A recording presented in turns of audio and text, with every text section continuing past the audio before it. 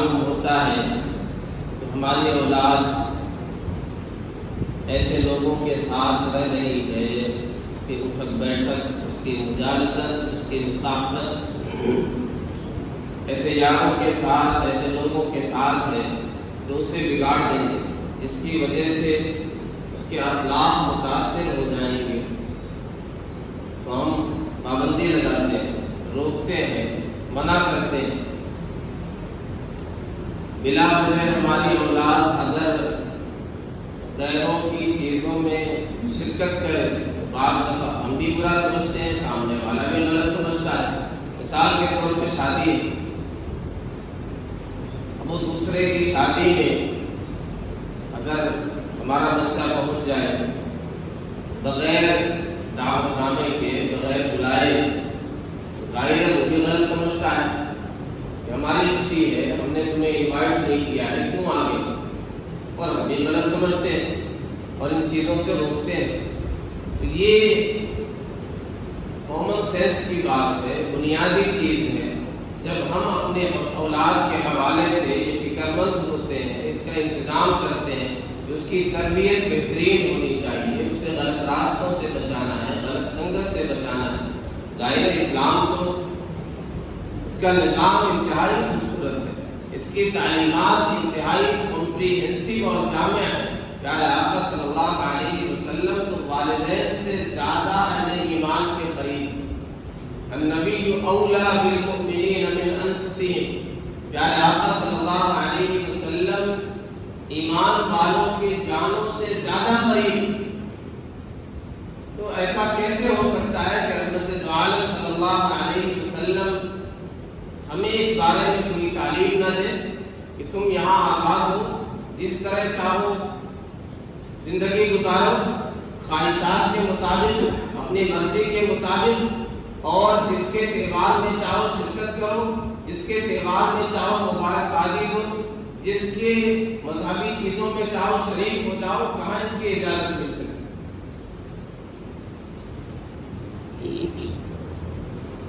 اب چونکہ ایک ایسا ماحول ہے تو بہت مسئلہ ہوتا ہے بچوں کی تربیت، بچوں کی تعلیم۔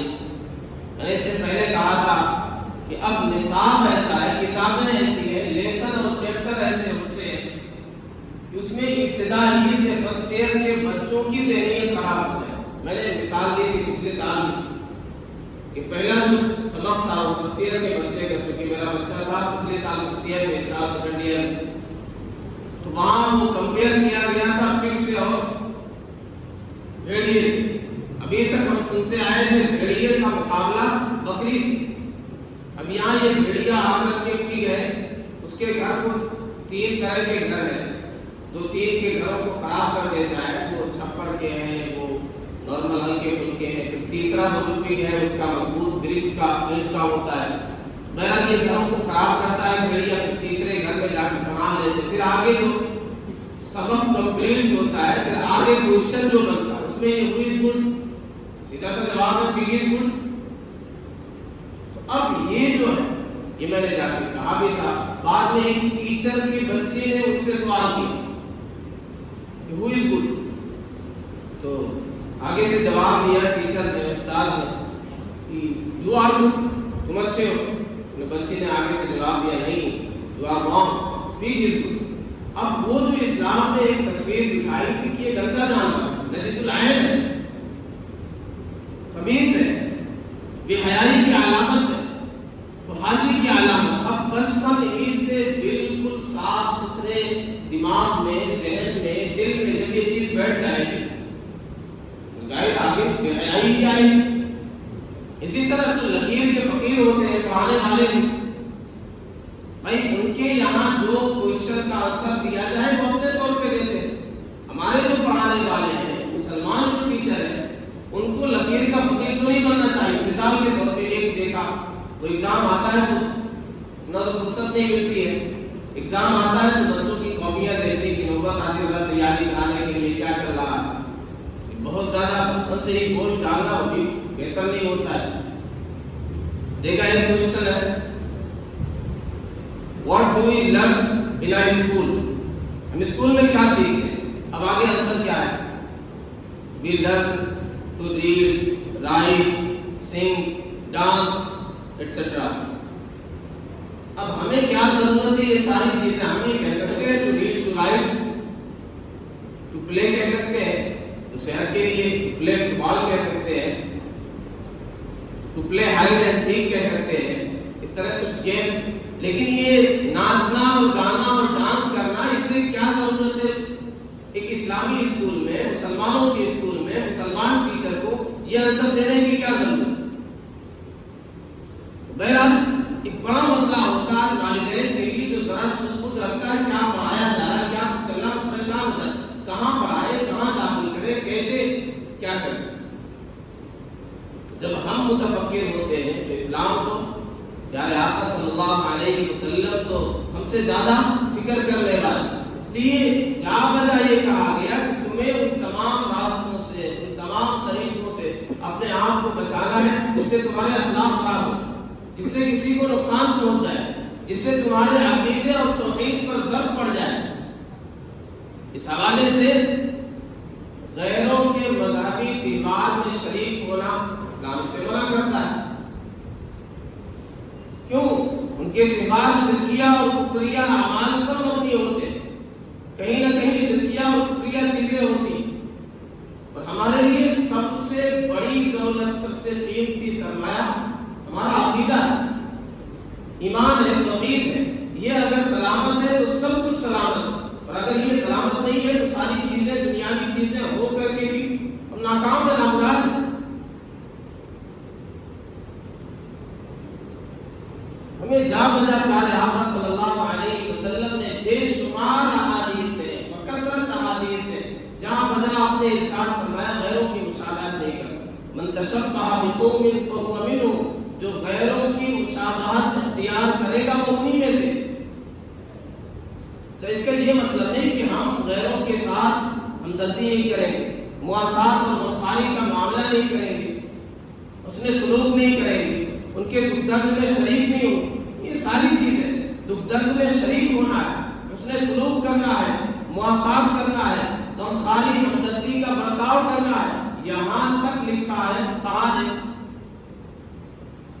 کہ اگر کوئی غیر مسلم اسلامی ریاست میں رہتا ہے لہو معلوم علیہ ما علیہ، اس کے وہ سارے حقوق ہیں جو ایک مسلمان کے لیے، اور اس پر وہ ذمہ داریاں بھی ہیں جو مسلمان پر ہیں. اسی طرح کہا گیا کہ اگر اسے کافر کہنے سے تکلیف ہوتی تو ایسا کہنے والا ان قال یہودی او مجوسی یا کافر، اگر کسی یہودی یا مجوسی کو اسلامی ریاست میں کوئی بندہ کہہ رہے ہے کافر یا سب گنہگار ہو، کیوں اسے تکلیف پہنچے؟ تو تکلیف پہنچانا، ایذا پہنچانا، اس سے اسلام روکتا ہے. اور آگے اس سے آگے کی بات کہا گیا وَتَحْرُمُ غِيبَتُهُ كَالْمُسْلِمِ، اسلامی ریاست میں کسی غیر مسلم کی غیبت کرنا، جیسے مسلمان کی غیبت کرنا حرام ہے، ایسے اس کی غیبت کرنا، پیٹھ پیچھے برائی کرنا حرام ہے. تو یہ کیسے ممکن ہے جو لوگ اچھالتے ہیں کہ مذہب اسلام میں تو یہ ہے، قرآن میں تو یہ ہے، جہاں پاؤ مارو. اسلام تو یہاں تک گوارا نہیں کرتا، اسلامی تعلیمات اس بات کی اجازت نہیں دیتی کہ پیٹھ پیچھے برائی کی جائے، تو جملے کہے جائیں اس کے خلاف. اور آگے کی اذیت دینا بہت دور کی بات، کسی کو اذیت دینا آگے اسلامی تعلیمات میں، اس نے سلوک جاوزہ اس کی تعلیمات. قرآن میں اللہ تعالیٰ نے فرمایا لا ينهاكم الله عن الذين لم يقاتلوكم في الدين ولم يخرجوكم من ديارهم أن تبروهم وتقسطوا إليهم إن الله يحب المقسطين. اللہ تمہیں منع نہیں کرتا ہے ایسے لوگوں کے ساتھ احسان کرنے سے، حسن سلوک کرنے سے، انصاف کا معاملہ کرنے سے، جنہوں نے تم سے جنگ نہیں کی، جو برسرے پیکار نہیں ہے، تمہیں تمہارے گھروں سے نکالا نہیں ہے. اللہ کہتا ہے ان کے ساتھ حسن سلوک کرو، ہمدردی کا معاملہ کرو، انصاف کا معاملہ کرو، خیر کا معاملہ کرو. اللہ انصاف کرنے والوں کو پسند فرماتا ہے. یہ ساری چیزیں ہمدردی، مواسات، غمخواری، حسن سلوک ہوگا، لیکن اس کا یہ مطلب نہیں، اس کی کوئی حد نہیں. والدین کے ساتھ حسن سلوک جا بجا ہم سنتے ہیں، لیکن یہاں بھی ایک لمٹ ہے. اگر والد کہے گا کہ گناہ کا کام کرو، مثال کے طور پہ کہے خودکشی کر لو، تو کون عقل مند کہے گا یہاں بات مانی جائے؟ تو ایک لمٹ ہوتی ہے. یہاں بھی ہمیں ایک سرحد پہ روک دیا گیا، ایک لمٹ رکھی گئی، پابند کر دیا گیا کہ ایسا نہیں ہے کہ جتنی مرضی آگے بڑھ جاؤ.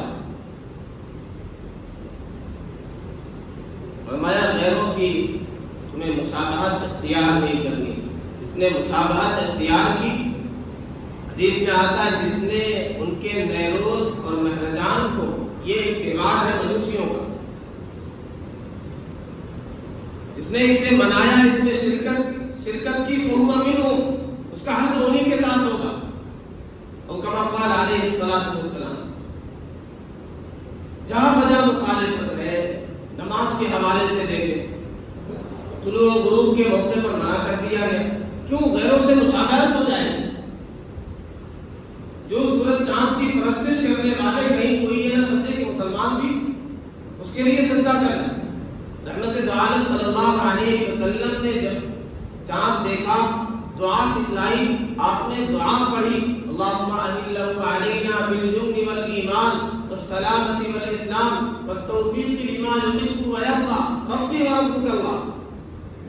دعا میں آگے آپ نے یہ بھی بڑھا دیا، اللہ اس چاند کو امن کے ساتھ، ایمان کے ساتھ، سلامتی کے ساتھ طلوع فرمائی. آگے جو دعا میں لفظ آپ نے ارشاد فرمایا میرا رب اور تیرا رب اللہ ہے. یہ کوئی سوچ سکتا پیارے آقا صلی اللہ علیہ وسلم کے بارے میں کوئی تصور بھی نہیں کر سکتا ہے. آپ نے امت کو تعلیم دینے کے لیے دعا میں یہ بھی بڑھایا، کل کو کوئی یہ نہ سمجھے کہ مسلمان جو اتنے اہتمام سے چاند دیکھتے ہیں، کہیں ایسا تو نہیں کہ اسے ہی معبود سمجھ رہے. تو یہ دعا میں بڑھا دیا گیا کہ میرا رب اور تیرا رب، ہم سب کا رب اللہ ہے. تو ڈوب جانے والا ہے، سورج اور چاند تو غروب ہونے والے، اور ڈوب جانے والے رب کیسے ہو سکتے ہیں؟ انہیں رب ماننا تو دور کی بات، انہیں میں پسند ہی نہیں کرتا. سیدنا ابراہیم علیہ السلام کا تذکرہ ہے قرآن میں، قال لا احب العافلین، میں معبود سمجھنا تو دور کی بات ہے، میں ڈوبنے والوں کو پسند ہی کی بات ہے، میں ڈوبنے والوں کو پسند ہی نہیں کرتا. تو جا بجا پیارے آقا صلی اللہ علیہ وسلم نے اس نماز میں کہا گیا کہ طلوع غروب کے موقع پر نماز نہیں پڑھنی. اسی طرح سترا جو رکھا جاتا ہے تاکہ گزرنے والا آگے سے گزر سکے، تو سترا جو رکھا جاتا ہے اس کے بارے میں لوگ جانتے نہیں، بالکل سیدھ میں نہیں رکھنا چاہیے. مسئلہ ہے کہ ذرا سا وہ سائڈ میں ہونا چاہیے، چاہے اس جانب ہو چاہے اس جانب ہو، تاکہ یہ کہیں تصور نہ ہو، گمان نہ ہو کہیں اس کا سجدہ ہو. نماز جنازہ میں سجدہ ہٹا دیا گیا، کھڑے ہو کے بس قیام کے ساتھ نماز پڑھنی. اسی طرح قبرستان میں جائے آدمی تو علماء یہ کہتے ہیں وہاں اگر دعا کرنی ہے تو قبلہ ہو جائے اور پھر ہاتھ نہ اٹھائے، کہیں یہ شبہ نہ ہو کہ مردے سے مانگ رہا، اس میت سے قبر والے سے مانگ رہا. اس لیے ہاتھ اٹھانے کی ضرورت نہیں، دعا کرنی ہے دل ہی دل میں کر اور قبلہ ہو جائے. تو بہت احتیاط ہے. کیوں؟ عقیدے کا تحفظ. آپ صلی اللہ علیہ وسلم نے ارشاد فرمایا خالف الیہود والنصارى والمشرکین، یہود و نصارہ اور مشرکین کی مخالفت کرو. وہ جوتے اور روزے میں نماز پڑھنا، عبادت کرنا غلط سمجھتے ہیں. آپ نے کہا اس کی اجازت ہے. پتہ چلا وہ بھی اس محرم الحرام کا روزہ رکھتے، آپ نے کہا تم ایک اور پڑھا لو. ان کا قبلہ اور ہے، آپ کی خواہش کی قبلہ تبدیل ہو جائے، اللہ تعالیٰ نے بیت اللہ کو قبلہ بنا دیا. تو بے شمار احادیث. بہرحال ہمیں غیروں کی نقالی کرنا، غیروں کے نقش قدم پر چلنا، ان کی مشابہت اختیار کرنا، اس کی اجازت نہیں. تو ہمارے پاس بہترین تعلیمات ہیں. جیسے اپنے اولاد کے حوالے سے ہم متفکر ہوتے ہیں کہ غیروں کے نقش قدم پر نہ چلیں، غلط لوگوں کے ساتھ نہ رہیں. ایسے مذہب اسلام ہمیں بتاتا ہے.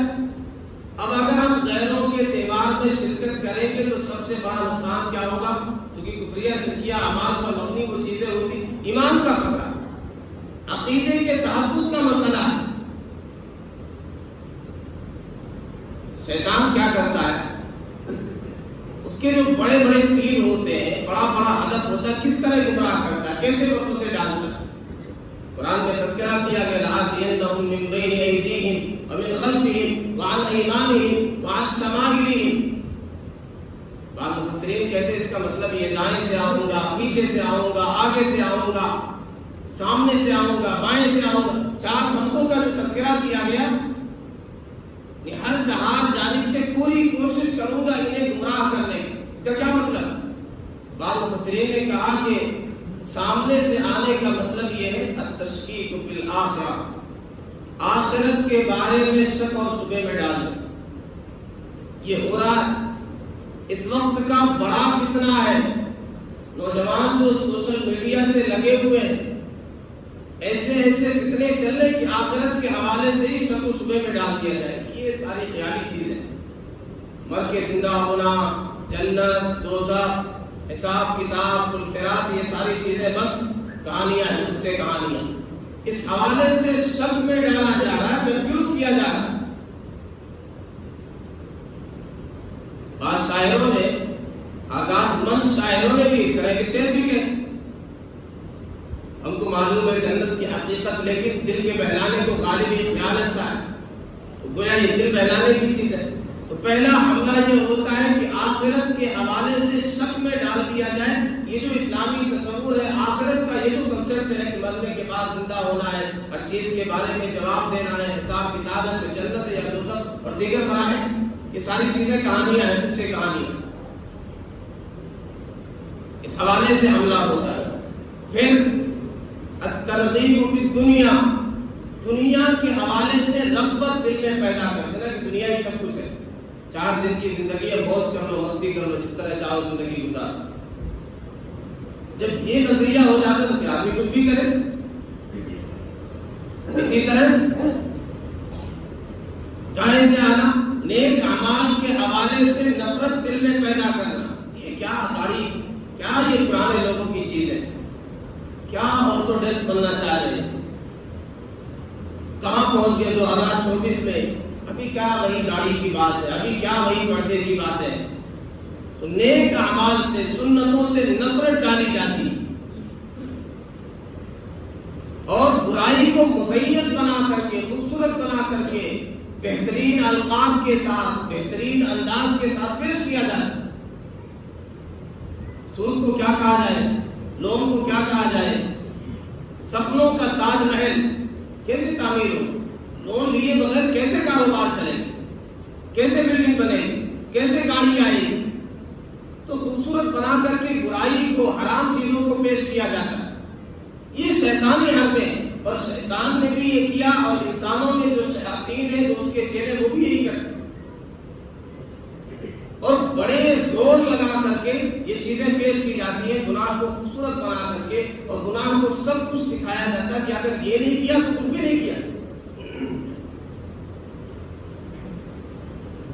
سیدنا آدم اور حوا کو جب وسوسہ ڈالا ابلیس نے، تو کیا کیا، کیا کہا، یہ جو منع کیا ہے اس طرف کے قریب جانے سے، الا ان تکونا ملکین او تکونا من الخالدین، یہ اس لیے اللہ تعالیٰ نے منع کیا ہے کہیں فرشتے نہ ہو جائیں، کہیں ہمیشہ کے لیے اللہ کا قرب نہ مل جائے،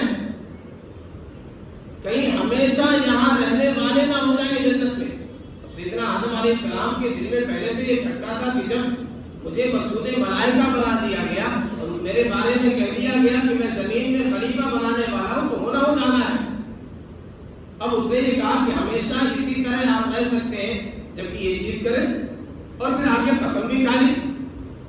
آج بھی اسی طرح حملہ ہوتا ہے کہ جوان ہے، جوانی میں دل لگی نہیں کی، عاشقی نہیں کی، اس چیز کا مزہ نہیں لیا، تو کیا کیا، مر جائیں گے کیا ہوگا، تو 4 دن کی زندگی ہے، موت کرو، تو یہ حملے ہوتے ہیں، اس طرح کی چیزیں۔ ہمیں پیارے آقا صلی اللہ علیہ وسلم نے وہ دور سے بچایا ہے۔ تمہیں اپنے آپ کو بچانا ہے، اپنی نسلوں کو بچانا ہے، اپنے عقیدے کو بچانا ہے، اپنی توحید کو سلامت رکھنا ہے۔ اسی طرح غیروں کے تہوار میں شرکت کرنے سے کیا خرابی لازم آتی، آدمی کے اندر نفس پرستی اور خواہش پرستی آ جاتی۔ جو دل میں آیا، جو مرضی ہے، اچھا لگ رہا ہے، نفس کو تو ساری چیزیں اچھی لگیں گی برائی والی، بس وہ کر لینا. یہ ہمارے معاشرے میں خوب ہو رہا. جو چیزیں نفس کو اچھی لگیں گی، وہ اسلامی ہو ٹھیک ہے اسے کر لیں گے، اور جو صاف ہے اسے کرنے کے لیے تیار نہیں. ارأیت من اتخذ الہہ ہواہ، بھلا بتاؤ ایسے شخص کو کیسی حالت ہے، اس کی اپنے خواہش کو معبود بنا رکھا ہے. خواہش ہے، مرضی ہے، من ہے تو ٹھیک ہے، اسے اچھا لگتا ہے، اس سے فائدہ ہے، دنیاوی فائدہ ہے تو اسے کیا عمل بھی کر لے گا. مندر میں چلا جائے گا، کیوں؟ ووٹ مل جائے گا، دکان چمک جائے گی، لوگ سمجھیں گے کہ ہاں یہ بہت سیکولر ہے. سیکولر ہونے کا کیا مطلب ہے؟ جمہوریت کا کیا مطلب ہے؟ کو مذہبی آزادی تو اتنی آزادی تو ہونی چاہیے کہ آپ کھل کے کہہ سکیں کہ بھائی مذہبی آزادی ہمیں حاصل ہے، مذہبی چیزوں میں ہمیں اختیار ہے، اپنے مذہب پر رہے، اپنے مذہب کو، اپنی مذہبی تعلیمات کو فالو. لیکن خواہشات کو معبود بنا لیا، لہذا لگے گا دنیاوی فائدہ تو نماز بھی پڑھ لے گا، لگے گا دنیاوی فائدہ ہے تو مندر بھی چلا جائے.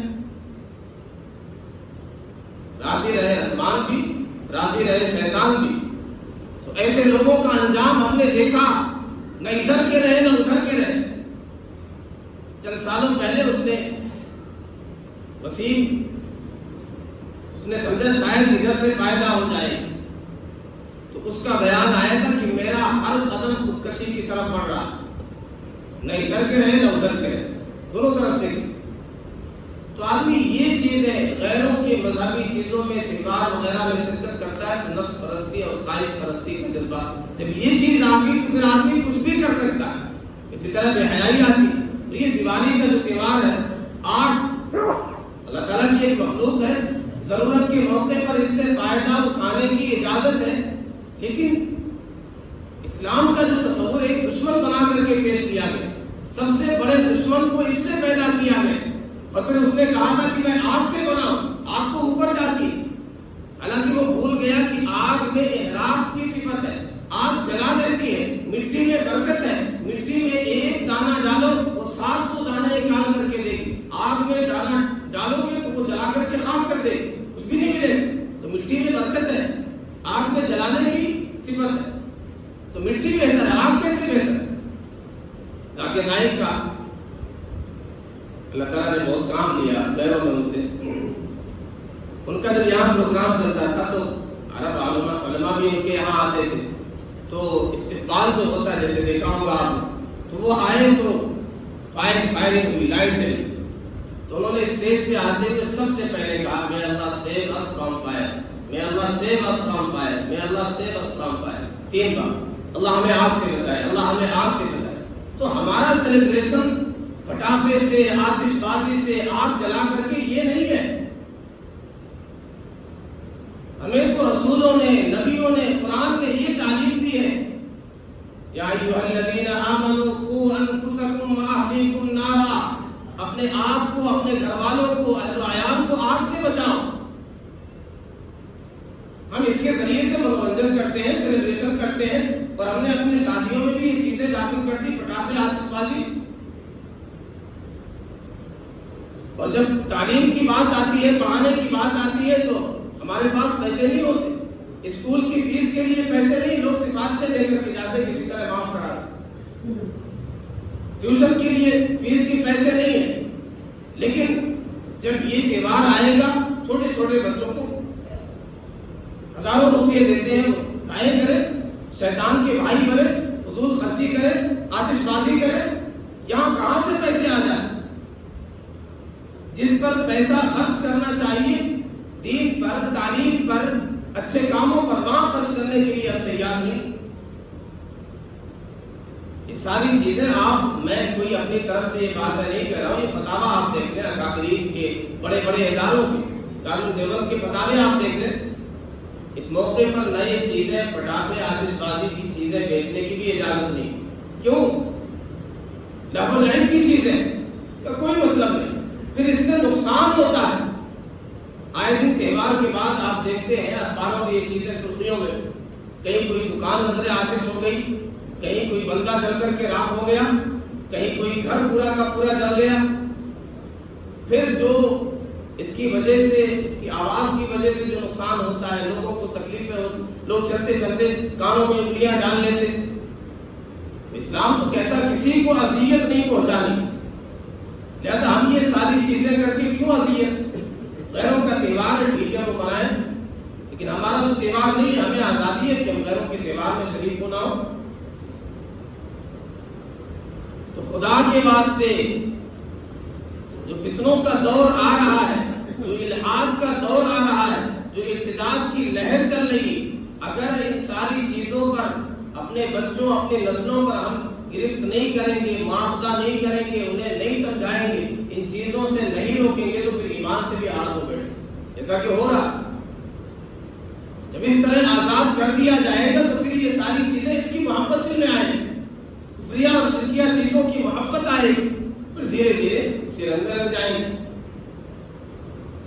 خدا کے واسطے اس موقع پر اپنے آپ کو بھی ان چیزوں سے بچائیں اور اپنے بچوں کو ہرگز یہ ساری چیزیں نہ دیں، اس کے لیے پیسے نہ دیں.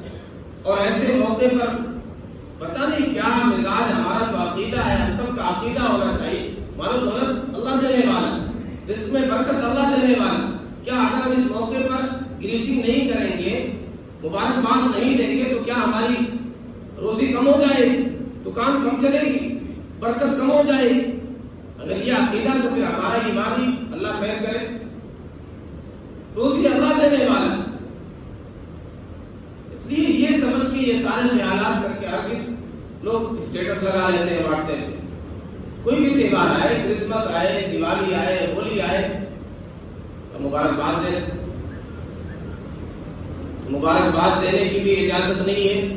اس موقع پر اس طرح کی چیزیں بیچنے کی، فروخت کرنے کی بھی اجازت نہیں ہے. اس موقع پر مٹھائی وغیرہ اگر کوئی چڑھاوے کی نہیں ہے تو گنجائش نکلتی، لیکن بہرحال سمجھنے میں یہ بھی ہے کہ پھر بھی احتیاط کرنا چاہیے، تاکہ وہ ہمارے نسلوں، ہمارے بچوں میں ایک چیز رہے کہ اس کی قبال، شرکیہ اور کفریہ چیزیں، یہ تہوار میں اس سے بہت دور رہے. اللہ تبارک و تعالیٰ کہنے سننے سے زیادہ عمل کرنے کی توفیق عطا فرمائے. بآخر دعوانا الحمدللہ رب العالمین.